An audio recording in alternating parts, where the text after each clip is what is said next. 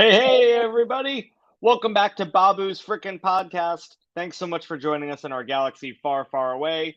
As always, I am Mike Kiadi Ruby, joined at my side by my fellow member of the Jedi Council, Brian Joe Yowza Lee.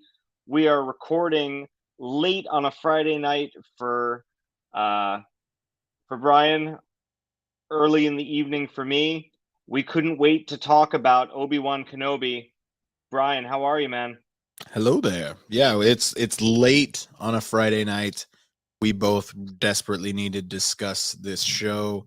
I am hot off of a Colorado Avalanche Western Conference Finals clinching win. There's a lot going through my mind, and I want to talk Obi-Wan. This has been the pop culture extravaganza day. I myself just got out of a showing of Top Gun Maverick. I have simultaneously the Top Gun theme and Kenny Loggins' Danger Zone alternating in my head. One theme comes in, another theme comes in. I am like itching to go back. The only thing that we are missing tonight is Grand Moff Mark Valentine. He is off world this evening. He is taking a week-long California adventure at Disneyland, and he will rejoin us next week to discuss episode 3. So quick reminder for everybody watching or listening, if you like, please use the like button. That's what it's for. Subscribe, and best of all, share with all your friends. We want to welcome more folks in to enjoy all that is Babu's Frickin' podcast. And let's not delay anymore. Let's jump right in. We got 2 episodes of Obi Wan Kenobi that dropped on Disney Plus. Not even today, last night. I got the urgent message from Brian last evening. We have 45 minutes to showtime. And I said, what?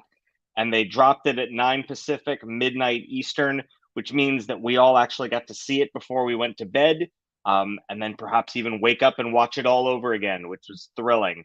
We're going to start it the way we always start it, which is in the tradition of Cold Stone Creamery.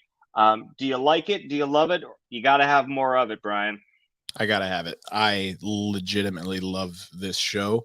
I I love it. I'm very excited to see where it goes. I thought there was going to be a bit of a bombshell because they were premiering this at Celebration. I thought there was going to be a bit of a bombshell. There kind of was, from the standpoint of who is the main character driving our story forward, the reason he has to leave Tatooine.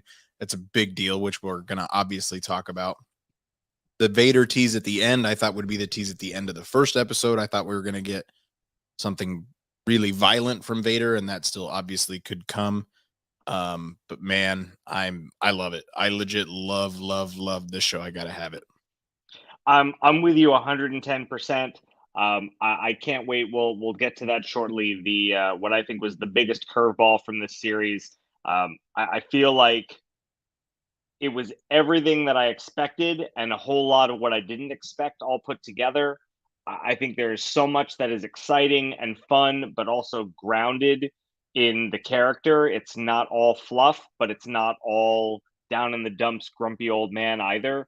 There are so many callbacks to the prequels, so many callbacks or call forwards, whatever you want to call them, to what we see in future episodes. So, as we've done for The Mandalorian and for our dear friend Boba Fett, we're going to start off with talking about some of our favorite Easter eggs, or as we call them in the Star Wars universe, Mudhorn eggs.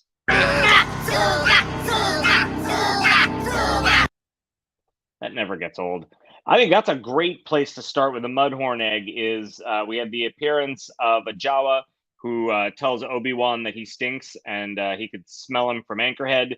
And from said Jawa, Obi-Wan purchases a toy spaceship that he tries to gift to Luke Skywalker, and it is the same ship that Luke is flying as he talks to 3PO in A New Hope. It is the same ship. I guess I didn't put that together, but you're absolutely correct. Man, I'm going to be completely upfront. It is Friday night. I have an extremely busy week at work, which is why we're doing this so late on a Friday, and B, I just needed to fit it in, but I lost my train of thought. the other reason we're recording. Anyway, go ahead. But I've only seen it once. That's what I was getting at. I've only seen it once. So there's going to be stuff that I'm going to catch on later on. By the time we air this on YouTube on the Nerd Life Network on Sunday night, I will have seen it at least once more. But yes, there's going to be things I'm going to miss.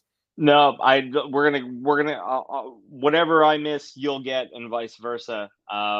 Yeah, the spaceship is the one Luke's flying. So when Owen threw it back to him, I was like, man, I wonder how it's gonna get back there. Is he just gonna keep sending him toys until he accepts one? Right. But I found that a number of the nice little Easter eggs around Obi were great, from the toy that he buys to the land animal that he rides on to get to and from work in his commute every day, which is the same as what he's riding at the end of episode 3. To even the way that, I don't know what it is about the Tatooine sun, they've kind of prosthetic his nose, that he's starting to look a little bit more like Alec Guinness, even while he's maintaining his lush locks of Jedi hair, as the younger Ewan McGregor. So I think there's a lot of cool stuff that they found in some of the details with him. What was the thing that they were harvesting meat from? So there are two rumors that I've heard. One, which was my immediate thought, is that it is a creature that is still somehow on Tatooine, because Tatooine was once an ocean planet, as we learned in Book of Boba Fett. The other is that it is a space whale. See, I That thought space whale, beached. but I wasn't sure. I assumed like you that it used to be an ocean planet and it's still fresh enough meat that they're able to harvest it. But I thought maybe space whale, and then my mind went straight to Ezra and Thrawn, and then I just couldn't think about it anymore. It may very well be a space whale. I mean, it's pretty fresh meat. I think the space whale is probably a better guess, but it's amazing that there are that many of them that beach there, that they can harvest this thing that long. Who knew that Obi was going to be, he would end up being Fred Flintstone of sorts. yeah, but in the meat industry. Well, we know the meat packing plants we learned in Mandalorian are still very similar. So They are, and things don't end well there. no, they do not. No, and clearly not a union environment, based on the fact that Obi's counterpart got docked pay. There's another nice Mudhorn egg. He punches in and punches out every day. Not on the back of a dinosaur, as you suggested, but with a gonk droid. Complete with sound effects. And then I got the Unkar Plut, like they're paying him only half and all that kind of stuff. I think this is what they were going for, is Obi-Wan kind of wants to give the meat to the guy because he's struggling so much, but he knows he can't, because he can't be empathetic or anything. And he's got to obviously feed his camel horse thing, whatever that's called.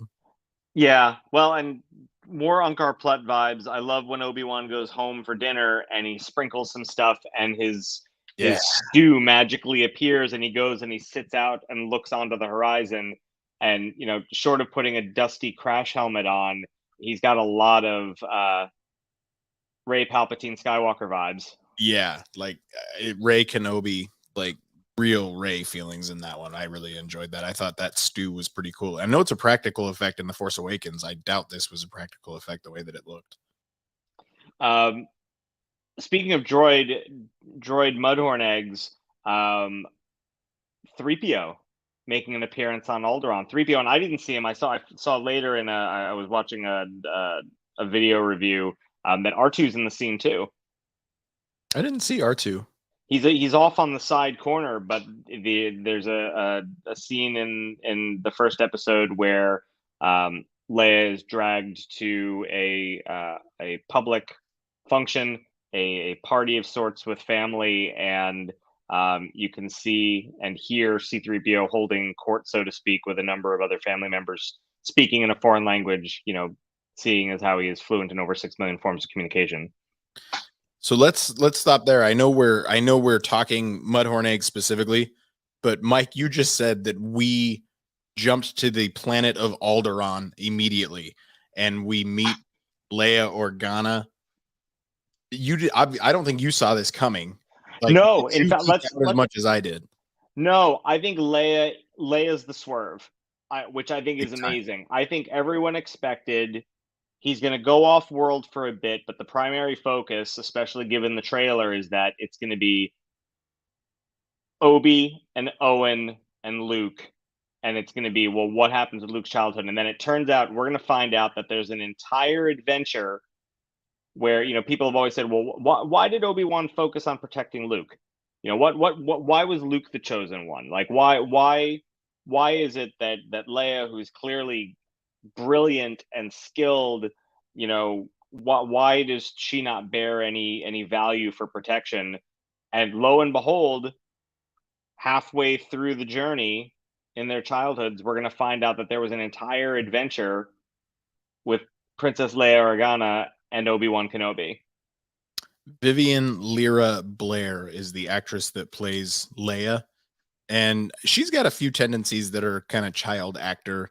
Like, I do think that the chase through the forest was really, really silly. I think it was the Vespa race in Book of Boba Fett kind of all over again. It was I was going to say the same thing. It felt a little cartoony. But other than that, like, she's a lot of fun. She's adorable, and I love her so much. Like, I'm very excited that we get to spend time around Leia. Does this, and I think this is some people's issue with it, do you see this actually not spitting in the face, but really rewriting canon a little bit by you fought with my father in the Clone Wars and helped me, Obi-Wan Kenobi, you're my only hope? For one, she only called him Ben, so maybe she didn't put two and two together. But, like, I'm all for Leia reaching out to Obi-Wan, knowing he can help because he's already helped her once in the past. I agree with you. I think that there's going. I don't think that. I don't think that anybody involved in this show would be that sloppy. I can't imagine, especially considering Dave Filoni ended up having a considerable amount of input later in the development of the show. So Darth Vader was not originally supposed to be involved in the show, and he said you can't tell this story without involving Darth Vader. It's just that he's like, that would be the biggest swing and a miss in the history of anything.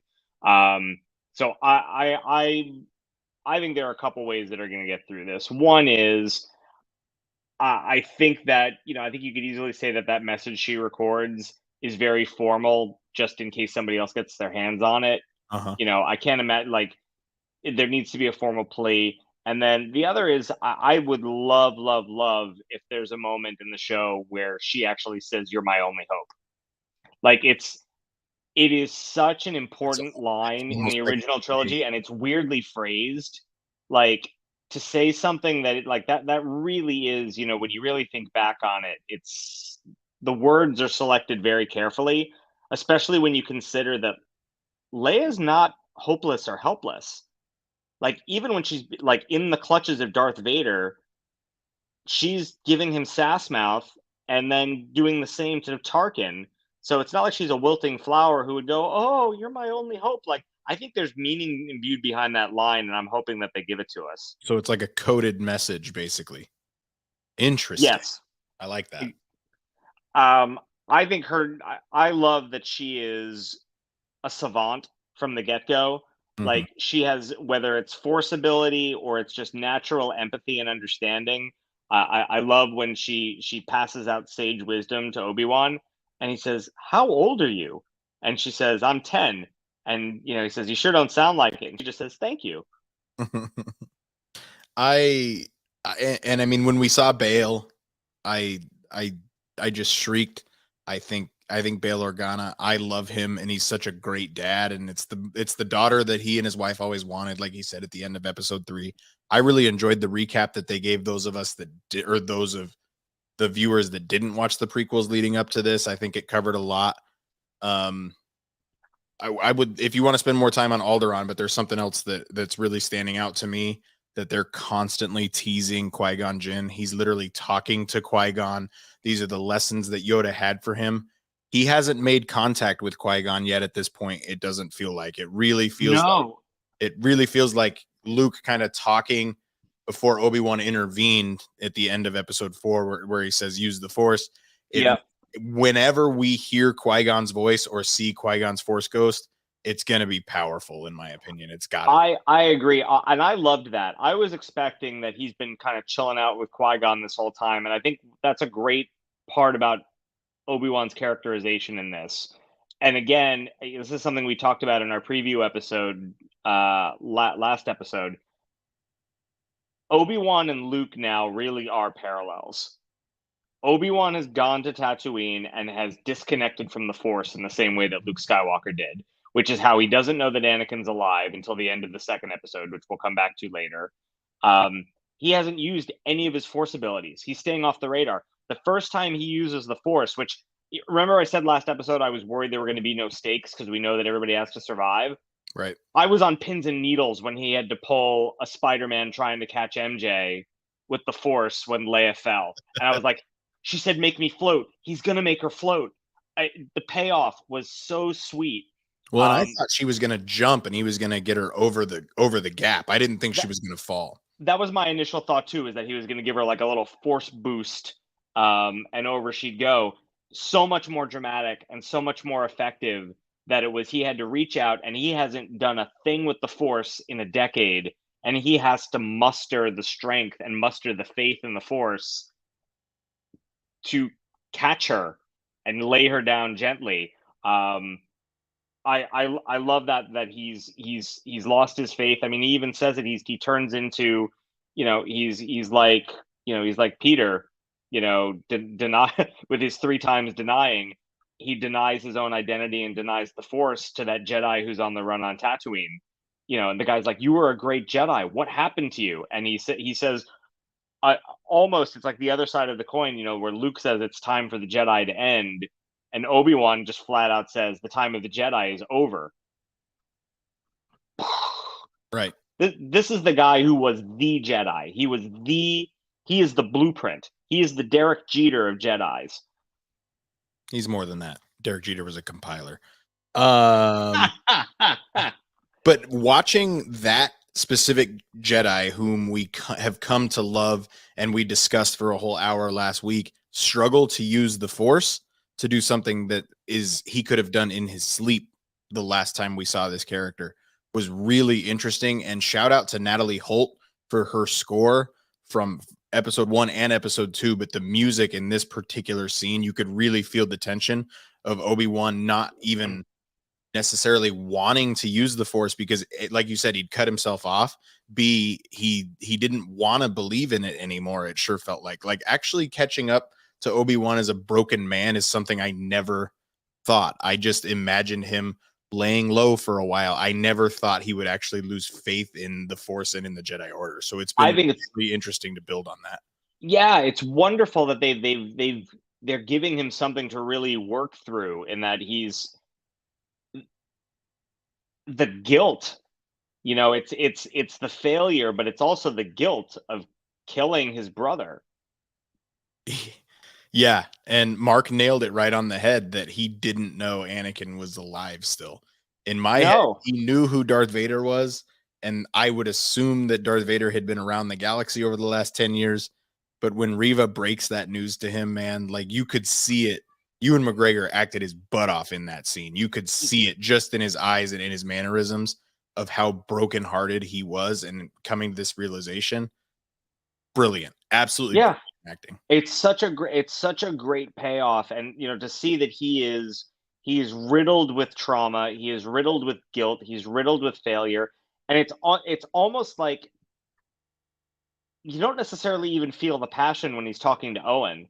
He says, it was in the trailers, and he says at the beginning of the show, we talked about this. When he's old enough, the boy must be trained. And how much of that is just, again, him just following through by rote in terms of what he promised, right, versus what he actually wants to do. Like he's kind of making a weak case, like sitting out, watching from a distance, dropping off toys under cover of night. How much do you think he really thinks he can make a difference in training this boy when he won't help another single soul? And Owen, I love Joel Edgerton. I love, Owen, I forget if it was you or Mark who just said, that you really kind of despised Owen before because he's the one who holds Luke back. His disgust with the Jedi, like even when he says to Reva, he's like, "I have no love for the Jedi." So, and then Obi says, Thank you for that. And Owen's like, I didn't do it for you. Like, are you kidding me? Like his distaste for Obi Wan Kenobi and why he reacts the way he does in A New Hope when old Ben is brought up. It makes a ton of sense. It really feels like a lot of the stuff that we got in the trailers, we've already gotten from Joel Edgerton. So how much more are we even going to get of Owen? I'm not even sure. We haven't even seen Beru yet, or maybe briefly. Very briefly in the distance. That's an amazing point that I read in a tweet last night. I mean, we have seen probably 95% of all of the footage that was in the trailers already in the first 2 episodes. Which is The only things in the trailers that we really haven't seen, we have not seen the tower that the Inquisitors go to. right. But we've seen the landing, we've seen the hunting of the Jedi on Tatooine, we've seen the Obi and Owen stuff, we've seen the Inquisitors with Owen, we've seen the Inquisitors with Khalil Nanjiani. Like, it is all open field from here. We have no idea what other planets they're going to visit. We have no idea who they were sent to when he gives them the coordinates at the end of the episode and says, "Here, fly here. These people will help you." There's no telling where they are going and who they are going to encounter and when and where Darth Vader is going to appear. So let's stick off of that. I'm of the belief that we saw Reva as a young Padawan in the Jedi Temple right at the very beginning. I think she was in that group of 5 Padawans that ends up just running away. I was curious if you agreed that too. So for everybody listening, there's the show starts in the Jedi Temple as Order 66 is being executed, and as the clone troopers come in, and there's a pretty valiant effort by a Jedi Master to fend off and defend her Padawans, and the opening shot is on a young girl, and it very well could be that that's Reva. It would make the most sense, honestly, if you're going to open the show with her. That hallway looked really familiar too from Grogu's Order 66. So I mean, I don't think Grogu's going to show up. I don't think we're going to get any sort of connection to the quote unquote Mandoverse in here, other than, hey, they were both in the temple at the same time. But I do think that that's Reva. I'm very, very interested in the fact that Reva is kind of acting on her own. So I want to know her connection to Anakin or her connection to, because clearly she knows Darth Vader is Anakin. So there are people in the galaxy that know they're one and the same. She clearly has an affinity for Anakin, or she has a disgust for Obi-Wan. And I do think that we're going to get that explored at some point with her as a Padawan and kind of what gets her to that point, because she clearly hates him, or she's trying to please Darth Vader. Either way, it's really interesting to me.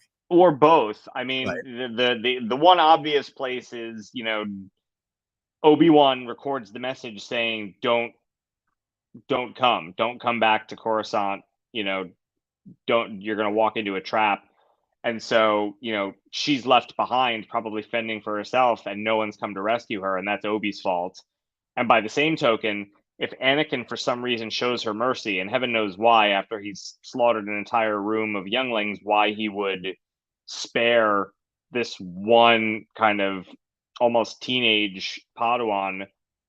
But yeah, I mean, if he spares her, if nothing else, yeah, then she's, it's going to be interesting to see what makes her so particularly loyal to Darth Vader, above and beyond. Let's talk about the Inquisitors for a second. They are present from the get-go, from the very first scene after that teaser intro in the temple. They are dark, they are brooding, they are violent, although Reva is the most violent. She threatens that she's going to cut off a hand, and then she does. The fifth brother, just as imposing, just as awesome as we thought he would be. And sorry, friends who had any doubt about Rupert Friend, the Grand Inquisitor was fantastic. Oh, he was great. But we all spent all this time talking about how he doesn't look like the Grand Inquisitor. Maybe he's not even the Grand Inquisitor we all knew. Like, is he dead?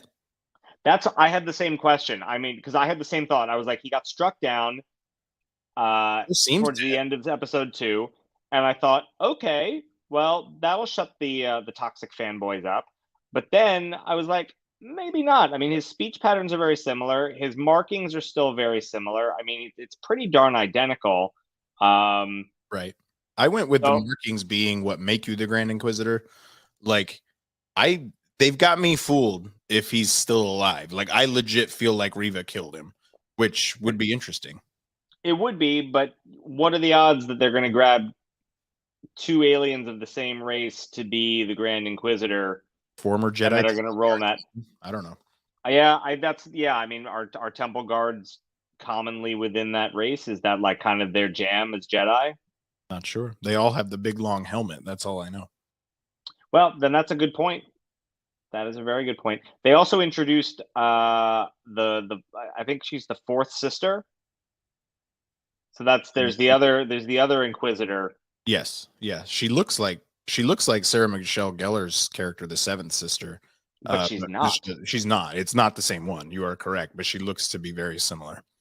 So it'll be interesting to see if she ends up being lightsaber fodder before this thing is over. I was really bummed when Riva did not transport to the shots being fired by spinning her lightsaber as a helicopter. And instead she just force jumped her way across the top of those buildings. Yeah, I think I yelled parkour at my television set like Michael Scott. But having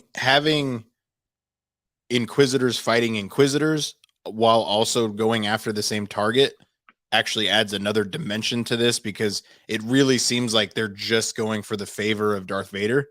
I don't think Riva is really acting for more than just favoritism from the Dark Lord himself. Like, I don't think it's more than that. I don't think I've seen a theory that she's in love with Anakin. I don't think that that's true. I just think she's trying to prove herself and she wants to be number one, basically. And I love that. I love the idea that there's infighting amongst the Sith. Totally makes sense. And not that they are actually full Sith, but the fact that there are dark side users who are each vying for power and battling for favor. And it's already established in the comics of how there was already a lot of distrust and a really abusive relationship between Palpatine and Vader, even amongst themselves. So the fact that there's infighting another level down in the ranks makes a lot of sense as well. I thought the Inquisitors were very effective, and I like seeing how they are immediately recognized. They are, it's not unlike Christoph Waltz in Inglorious Bastards, with the kind of monologuing that the Grand Inquisitor does when he's speaking with the barkeep. I think everything about them is great, but I agree with you. I would like to see some helicopter lightsaber action before this is all said and done.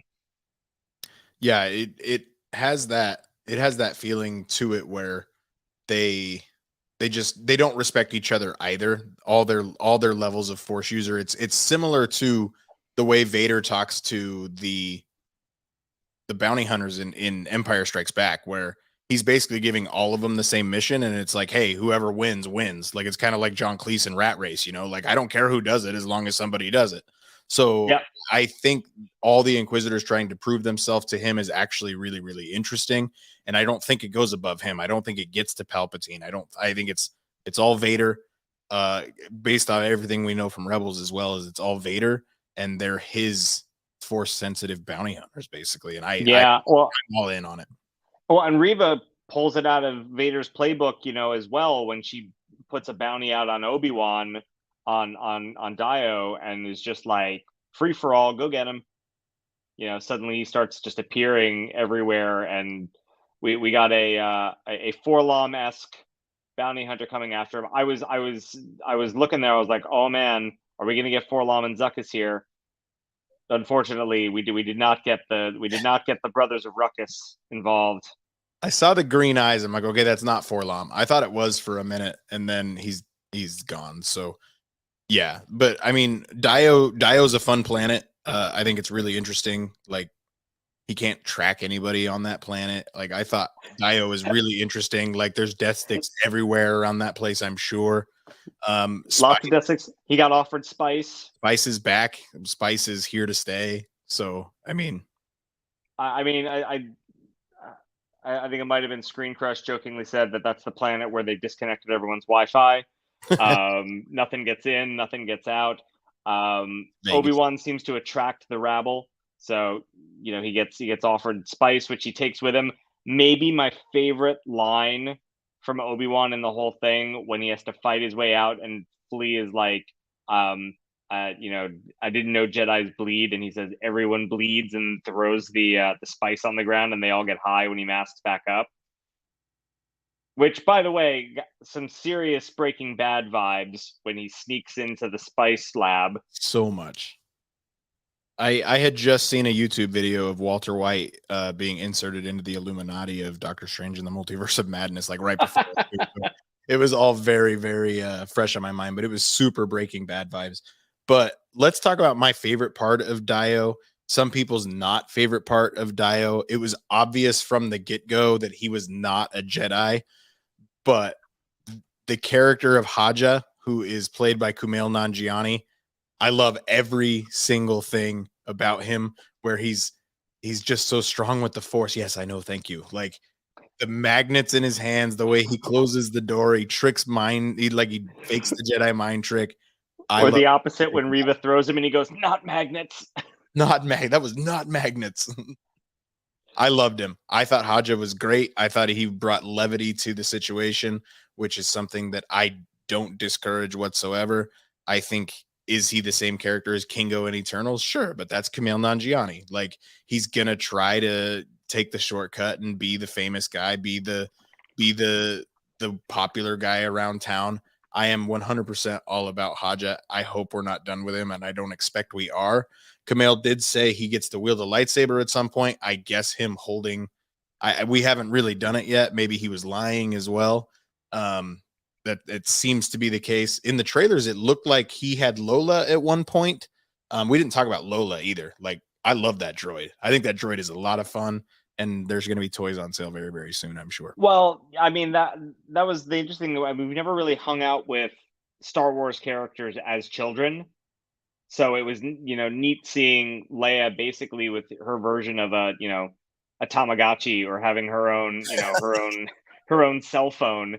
Is that she's got this little pocket droid named Lola, who's like her little bestie, and like I feel like there's an entire cartoon series waiting for Disney Plus with 10-year-old Leia and Lola bouncing around the forests of Alderaan. What a great little detail. And the same way that like they treat her like it's her cell phone, because after she tries to run away, and Bale and her mom are like, "No, Lola." It's like taking away your kid's device. Totally took it away. Have you read any of the Claudia Gray books, like Queen's Hope, or any of those, where it kind of, they really were able to take that Alderaan and the descriptions of young Leia and really bring them to screen? I think they worked really closely together, and they did a really good job there. I thought the characterization of Leia was fantastic. I feel like the actress, look, it's a 10-year-old role, very hard. I think the actress does a very nice job. I think she has some brilliant moments and some moments that are a little bit tougher to play. But I felt like the way that they wrote her, it feels like you're actually watching Leia. Like it's so fully formed in terms of like where she has that same acerbic wit.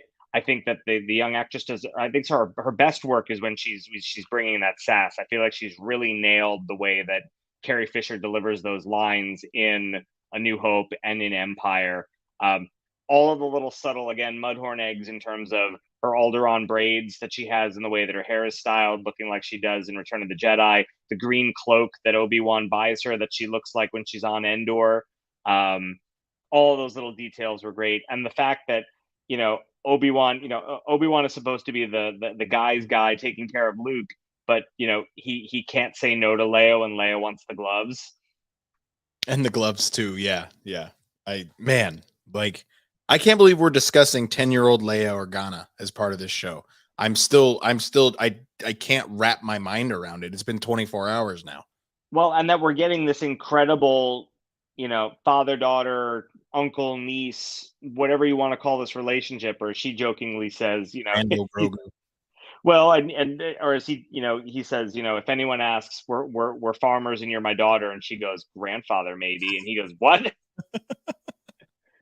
There's the Leia Organa. There's the Carrie Fisher. So anyway, we were talking about Kumail Nanjiani's character. I didn't get your chance to get your thoughts on him.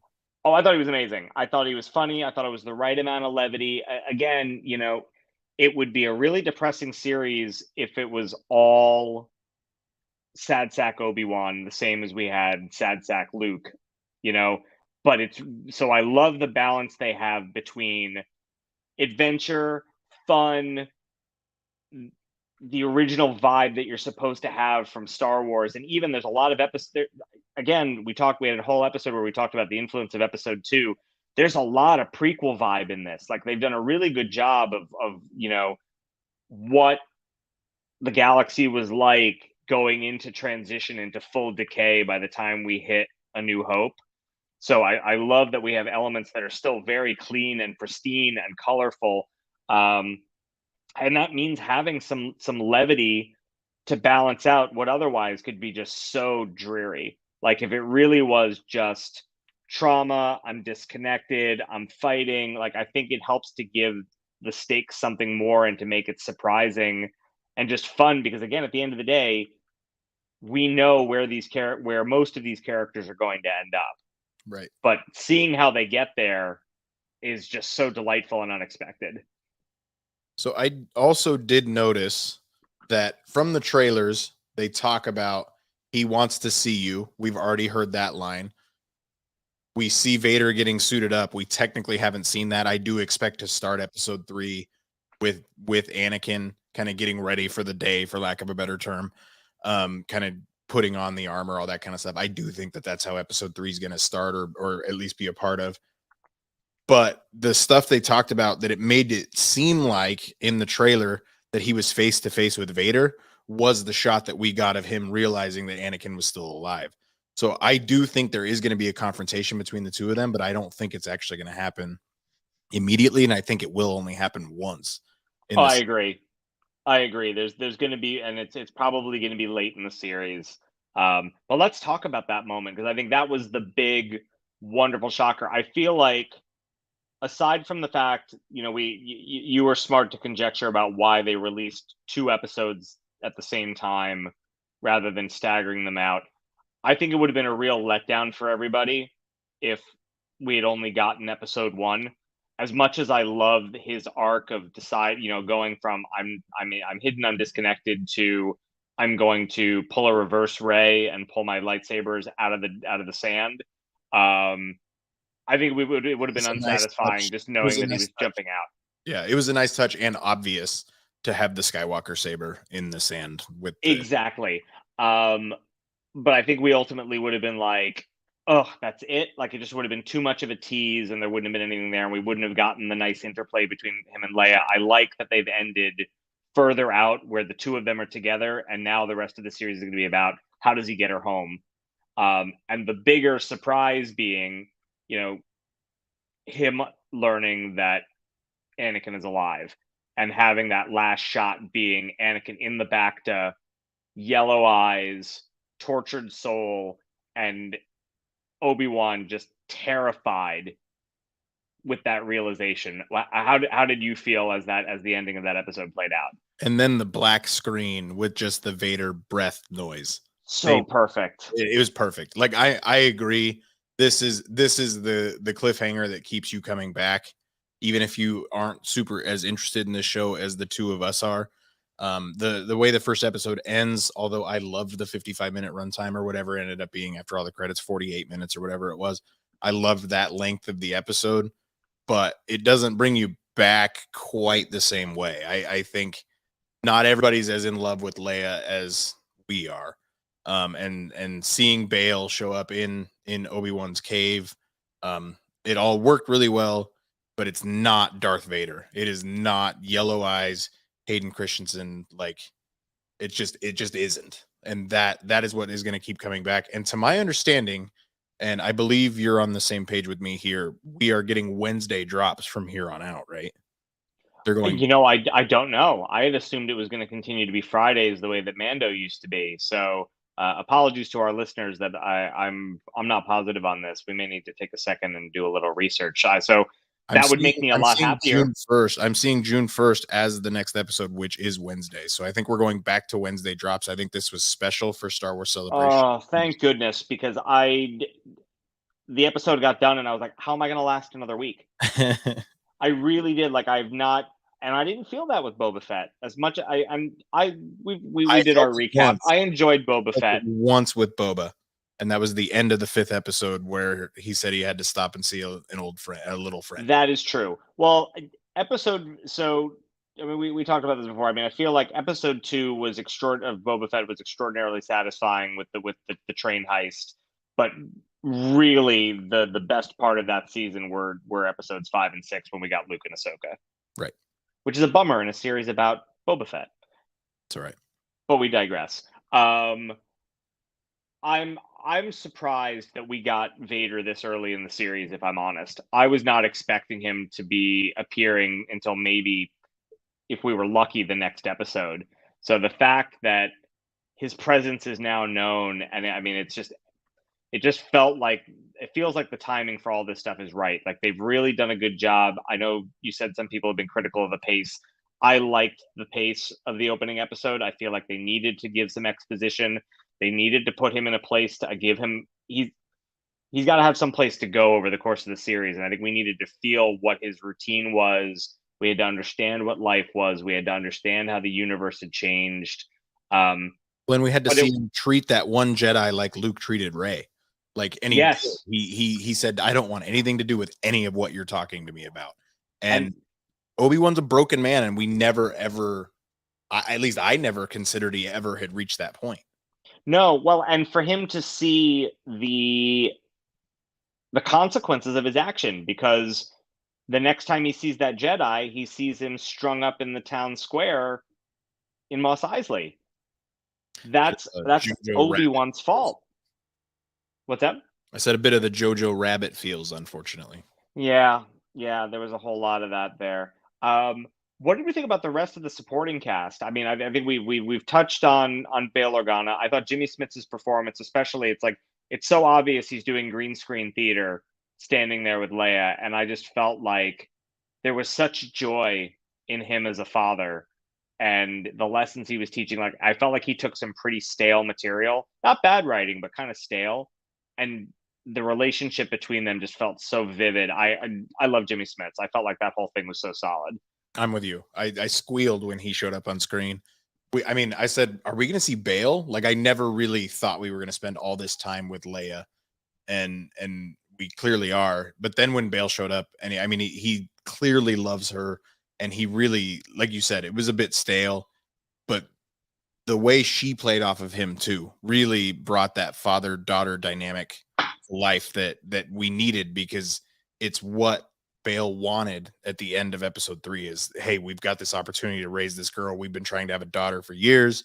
We've now got this chance, and it's everything. It's the home that she deserves, and it's not the home that Luke got. And yeah, and what's really interesting, the dichotomy of the two of them is that, forever it's assumed that, Luke was the favored child, right? Because Obi-Wan goes to protect him and he's watched over. And yet Bail is the voice of the contemporary audience when he comes pleading Obi-Wan for help and says, he says, I have to protect the boy. And he's like, is she any less important? And so it's really interesting that for 40 years, we've looked at Luke as somehow being the more important one. But really, in him being more important, he got the crap end of the stick, going and living in the Outer Rim on his uncle's moisture farm. And it's everything is, as Obi-Wan says, it's all from a certain point of view. By the same token, you look at Leia, she wants nothing to do with, her life of privilege. She wants to be off adventuring, and she's looking to the stars just as Luke is. Yeah. Yep. And she's better prepared by nature. She is more like her mother and more grounded and better suited. She was the better warrior. She bests Luke in Rise of Skywalker. She, for all intents and purposes, she's the one who should have been the one who was picked to go and take on the Emperor in order to win back and bring balance to the Force. You talk about her But being like her mother, that discussion that he has with her about how he knew somebody just like her, just as stubborn, like all the Padme stuff. Oh man, like that was really where I got the most emotional when he was talking about how similar she is to her mother. And obviously well, he didn't say that, but like it was I loved that. I loved that. the other thing that I love about that is it's restoring and giving more weight to Padme, because all of the material after the prequels, unless you're looking at kind of like not Right. even extended universe, but additional ancillary materials, like it's all about Vader elsewhere. Other than that, the briefest of brief moments where Leia says what she remembers of her real mother, which still doesn't even make sense because, you know, unless are we going to get Natalie Portman in this? They tried to make it make sense in a comic book one time about like dreams and Well, and I get that. You could kind of say that she has kind of like force impressions, but like it begs the question, again, maybe they're going to do what the other shows are doing and making material mean more. Does Obi-Wan somewhere have a recording of her? Is there something that brings it in where he's, we're talking about, oh, we're going to get a Qui-Gon, we're going to get a Qui-Gon appearance, and we've got Anakin back. Is there something to really make this thing feel whole where Leia finds out? Because at this point, Leia doesn't, how much does Leia know about her real mother? Like, it's really interesting that Leia even does she even made. know she's not her real mother? Like, I mean, does she even Well, know she does. maybe she does They not? say that. Yeah. I Yeah, guess I because the cousin kind of screwed that up. yeah, it would have been interesting if that wasn't the case and she thought that she was their daughter. But yeah, I mean, it's the Yeah, the that's true. vile nature of. I think the other thing that's interesting is we talked about in the preview episode about the connectivity between this and Andor and other series, and I think that they're doing some really nice subtle connectivity there, because we're starting to see, in how Bale talks with his relative about the negative sides of the empire, even though he says, oh, well, we're getting richer and this, that, and the other, and you can see it in the the racist and kind of superiority complex that the cousin has when he talks about droids being lower life forms. You can see like these things coming seeded through, and that's reflected in the Andor trailer that dropped this week, where they show the rich getting richer and talking about how great things are. There's a line, it's either Andor or Mon Mothma who talks about, you know, how high society continues to thrive while the rest of the galaxy is just, going to crap. I think that's a really nice way of, like, again, starting to see how the political shift is going to happen and where the rebellion is going to come from. Yeah, that and you bring up like we have ignored the 10,000-pound bantha in the room of all the news that has come out of Star Wars Celebration. We're only halfway through it at this point, so we will have a Star Wars Celebration recap at some point here on Babu's Frikin podcast. But tonight was all dominated by Obi-Wan. But let's think about where we are now. Leia and Obi-Wan are on this cargo ship headed back to Alderaan as far as we're concerned. Vader is in his back to tank. Obi-Wan just learned about who he is. The Grand Inquisitor, as far as we know, is dead. Reva is acting on her own. Where do you think we go from here? I don't know. Well, I don't think they're on their way to Alderaan because remember that. Sorry, what's the name of the character who helps them again? Haja? Haja. Thank you. Camille's character? Yes. Yeah, Haja. Haja says to them when he hands over the little chip to put into the automated cargo ship, he says, "Here, go to these people. They will help you." So I don't think that they're actually destined for Alderaan. They're going off to some other world where we have to assume that they are meeting with either some early form of the rebellion, or they are meeting with some group of people who are somehow harboring and protecting force sensitive people and Jedis. Interesting. So that's why I'm super excited. Like I said earlier, we don't know where 90% of this show is going to take place because Can you everything that we've seen so far has been there. So We don't know what new planet this is going to be. If it's going to be a planet we've seen before, it's a totally new planet. We don't know who the characters are going to be that they interact with. They may be entirely new. We do know that Haja was sending the mother and son earlier in the episode to Corellia, and they talked about the boy being force sensitive. Unless he was lying to him. I've also seen a couple Just things where he may have been lying to get money from them, saying, "Oh, he's force sensitive. I have to get you off world." Or maybe he was helping somebody real. You know, they are going to Corellia as far as we know there. I do not believe yes. they're going to Corellia in this show. No. And Maybe we got to wonder, you know, are we going to see, you know, I asked you if you thought maybe we'd see Rex, you know, when we had the preview episode, but we did get a down on his luck clone trooper, and we've learned that the Empire's version of the VA, very much unfortunately like the US's VA, it does not necessarily always do right by its veterans. I smiled from ear to ear when I heard that voice. That is the most distinctive voice, and just seeing that, I don't know if we're going to get Rex. I don't know if we're going to get Cody, because these dudes are looking old now, because they're obviously aging at twice the rate. But that was a fun Easter egg to just see a down on his luck clone trooper who's now not part of the Empire anymore. Yeah, because we know, you know, from Bad Batch that the clone program was shut down almost immediately following the Clone Wars because they felt it was too expensive, and Operation War Mantle brought in a conscripted army. Yeah, it's all connected, man. I don't know where it's going. That's part of the beauty. Like the fact that they were able to, again, by having both of these episodes premiere it, I love that they gave us such a hook to bring us back by giving us that flash of Vader, and they left us with Obi and Leia off going to an unknown planet, and we know that he just has to get her home, and then he's got to be back before double sundown in order to make sure he keeps an eye on Luke.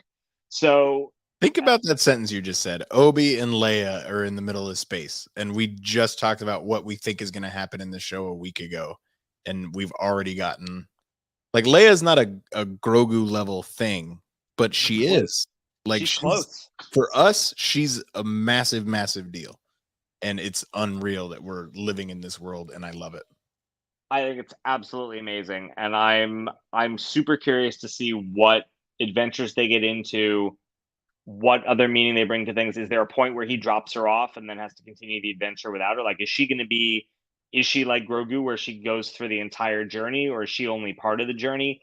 It's absolutely wide open, and there's so much to pay off. We've got to pay off him dropping her back off. We've got to pay off whatever Reva's character arc is.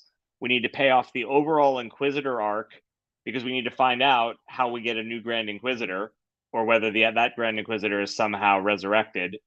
And then there is obviously the massive rematch between Obi-Wan and Vader. And there are only 4 hours left in the series. There are only 4 episodes left. 4 episodes. We're 3 hours. We are only. I mean, we are already a full third of the way through this story, and there's so much left to go through. Like, how mind-blowing is that? Do you think we're going to get a Darth Vader series out of this show? I don't. There's a lot of growing speculation, and I really don't. I don't think it's a given. As much as I would love to see Charles Soule's Darth Vader comic book just simply adapted, even just one episode of just Tarkin hunting Vader, like, because that issue is great. But I really don't. There's growing speculation that it's going to happen. It just doesn't. I don't see it. I don't know. I don't want it. I don't think we need it. I think it's better. I think part of it is keeping the mystery for me. I think is exciting. Plus, there's a really great meme. I don't know if you've seen it, where they've taken a couple of shots from episode 3, where Obi-Wan is talking with Anakin, and Anakin says something about, "I want my own spinoff," and Obi-Wan looks back and it says, "This entire saga is about you. You have a spinoff." So I don't think we need it. Plus, I think we're going to get, through Ahsoka, we're going to continue to get Hayden Christensen as Anakin. So the fact that that's confirmed. We know he's going to be in that show. exactly. So between him being in Ahsoka and us getting him as Vader here, that to me is satisfying enough to say that I don't think we need or have to have that, because we've Hayden Christian is back in the Star Wars universe. He has been rabidly embraced by the Star Wars Celebration crowd to the point like they'll barely let him speak when he's on stage because they're just cheering him so much. So the idea of a Vader series is interesting, but I don't think we'll get it just because we're already getting a lot of exposure to him, and I think if you start to overexpose him, bad things happen. Speculation time for you. We get Hayden Christensen in Ahsoka. We know that that's coming. Is that in flashback form or is that in Force Ghost form? I don't know. I've been debating it myself. I think that Force Ghost may be more likely because then you don't have to deal with de-aging Right. Hayden. But Ahsoka and Anakin having a conversation again post his redemption just brings joy to my heart. I agree with you. I also think, are you going to de-age both of them? Are you gonna to have Rosario Dawson like somehow go backwards? I think it's much more interesting for her to have conversations with him as the spirit guide that's back with him as she is trying to find Ezra and as she is trying to deal with Thrawn. And boy, wouldn't it be interesting to finally get that, as much as Tarkin and Vader were kind of rivals, Thrawn was a rival as well. They haven't established a lot of it in canon yet, but one of my favorite things in how they introduced the character of Thrawn in the Timothy Zahn Heir to the Empire is it is widely considered in the galaxy that if it was Thrawn who was on the Executor at Endor, that they never would have lost. And that Thrawn was actually the true guide and leader that made the Empire run beneath the Emperor. Vader was off doing his Jedi hunting, but in terms of actually maintaining order and having military supremacy and keeping the Empire in power, that it was Thrawn who was actually the one who could get that done. So to have a perspective, from to hear him talk about, to have him be the voice that explains to Ahsoka who Thrawn really is and why he is the way he is and how that all worked together, I think could be pretty fascinating. Yeah, I completely agree. Sorry, I got on my Thrawn soapbox for a second. No, you're fine. You said everything that I agree with. Where do you think we're going as we look to wrap things up? I really don't know. I mean, I think I've outlined the things that have to get checked off on the list, but do you have any sense of what we might see or any kind of reach out with your feelings and tell us what you think? I have no clue, and I love that. I love that we've seen 95% of the trailers already, that we got it all out of the way, and we have no clue what's coming next. I think there's some surprises in store, and they teased it like he held his lightsaber, but he never ignited it. And I think the emotion that's going to come when he finally does. Again, I've already said it once. Natalie Holt, the score in this show has been stellar so far. The John Williams intro, a lot more somber than I expected, but still John Williams is the king and he always will be the king. And the score in this show, Natalie Holt nailed it. That's all I keep saying. And I love it. Yeah. Well, I was actually just about to ask you what you thought of the John Williams part of the score. I really like it. It's kind of a bit of like an inverted melody. It's like a variation on the Star Wars theme mixed in with elements of that kind of arpeggio cadence when he's off playing detective in episode 2. Like, it's those two of those things put together, which I think again gets to the fact that he's trying to regain his confidence and regain his heroship and be the man he was, but he's not quite there. Yeah. As we finish, I'm going to drop the king of all Easter eggs for me. It started with a long time ago in a galaxy far, far away, and the credits look straight out of 1977, and I love it. The space background with just the blue font, I love that it looks exactly like a Star Wars film. I love that too. This is the first show to do that. I also really like the new Star Wars logo intro and music that we got. So it was not it's updated even from Mando. Yeah, yeah, it is not the same music they've had in Mando and Boba Fett for introducing Star Wars. it's And also I got wonder, Armor, which I love. it had the armorer and it had another droid in there that was different. Yeah, I can't remember. Yeah, and I think maybe even had a mouse droid in there. But There was a mouse droid. There absolutely yeah, was a mouse droid. I wonder if that is a new permanent change, kind of like how Marvel had their intro and then it changed to the much better, longer Alan Silvestri intro. I wonder if this is the new Star Wars intro because they feel like the other one was cheesy. The first time I heard it, I thought it was cheesy, and now I'm hooked on it. It just kind of like you get stuck with it. I don't know much about music, but that Marvel Studios one is actually Michael Giacchino. Oh, is it really? Did the current Marvel fanfare is Giacchino. Thank you for correcting me. I love Michael Giacchino. He's great. He was sorely missed in Multiverse of Madness, but I totally agree. a Danny Elfman guy, so I really like Danny Elfman, but he is a shell of his former self. a lot of people would disagree after Coachella. I do. I seem like a Coachella guy to you? No, I just saw pictures of 60-something-year-old Danny Elfman jacked without a shirt on. Oingo boingo, my friend. Danny Elfman and the resurgence of Oingo Boingo. Now that we've reached the Oingo Boingo portion of our podcast, any parting thoughts from you, Brian, before we get ready to gear back up next week? I will talk to you on Wednesday morning, if not before that. Squee! I'm so excited, and I'm excited to get Marky Mark back in here next week. Mark V. Valentine back on the podcast when he gets back from Disney. It'll be great to have a third voice. But this has been fun. This is the first time that you and I have gotten to go Han and Chewie. We're like Ray and Chewie. If you enjoyed the not so structured outline, please let us know. I liked the free flowing conversation. I think this show is also made for free flowing conversation, whereas Boba Fett kind of needed to be a little bit more outlined just the way the show went. But like, we both love this show. We hope you love this show too. If you didn't, give it one more chance, because there's going to be some good Vader stuff coming, if nothing else. But we'll be back next Sunday night at on here on the Nerd Life Network, anywhere you find your podcast, Babu's Frikin podcast. And this was a blast, man. Thank you so much.